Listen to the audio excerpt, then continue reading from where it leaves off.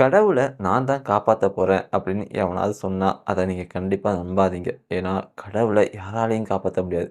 கடவுளும் உங்கள காப்பாத்த போறது கிடையாது. ஏன்னா, நீங்க உழைச்சா மட்டும் தான் உங்களுக்கு சோறு. நான் பேசுறது ஏத்திஸ்ட் மாரி தெரியலாம். ஆனா, உண்மைய சொல்லணும்னா, நான் வந்து ஸ்பிரிச்சுவல் பெர்சன், ரிலிஜியஸ் பெர்சன் கிடையாது. எனக்கு முருகரும் ஒண்ணு தான், அல்லாவும் ஒண்ணு தான், எனக்கு ஜீசஸும் ஒண்ணு தான். இப்ப நடக்கக்கூடிய பிரச்சனைக்கு எல்லாமே யார் காரணம் அப்டின்னா, ஒரு சில குரூப்ஸ் தான். அது எதுவா வேணா இருக்கலாம். மதம் சார்ந்த குரூப்பா இருக்கலாம், திராவிடம் சார்ந்த குரூப்பா இருக்கலாம், தமிழ் தேசியம் சார்ந்த குரூப்பா இருக்கலாம்.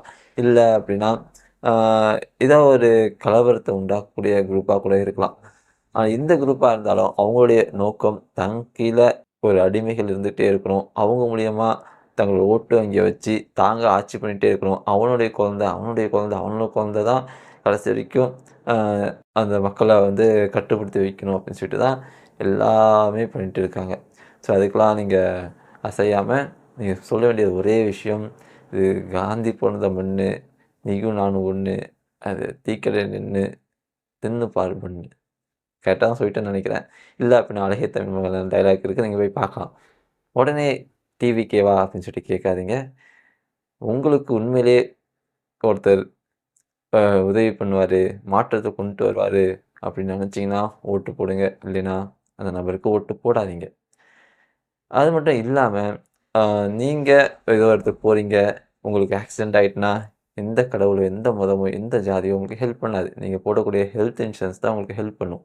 ஒருவேளை நீங்க ஒரே தடியா போய் சேர்ந்துட்டீங்க அப்படின்னா, நீங்க போட்டு வச்ச டெர்ம் இன்சூரன்ஸ் தான் உங்க குடும்பத்த காப்பாத்தும். வேற யாரும் எந்த விதத்திலுமே பண உதவி பண்ண மாட்டாங்க. அப்படியே பண்ணாலும், அவங்களால முடிஞ்ச சின்ன உதவிகள தான் பண்ணுவாங்க. மேற்கொண்டு உங்களுடைய குடும்பம் சர்வே ஆவறதுக்கு நீங்க போடக்கூடிய இன்சூரன்ஸ், நீங்க பண்ண இன்வெஸ்ட்மென்ட்ஸ், நீங்க உழைச்சு அது மூலியமா வந்த இன்வெஸ்ட்மென்ட் தான் உங்கள காப்பாத்தும். கடவுள் யாரும் வந்து கதவ தட்டி இந்தாங்கப்பா காசுலாம் குடுக்க மாட்டாங்க. இதுதான் ஃபேக்ட். ஸோ இந்த வீடியோவ இவ்வளோ தூரம் பொறுமையா பார்த்திருந்தா நான் நன்றி. ஸோ திரும்பியும் சொல்றேன் ரிலிஜியஸா இருக்காதீங்க. ஸ்பிரிச்சுவலா இருங்க. Have a great life.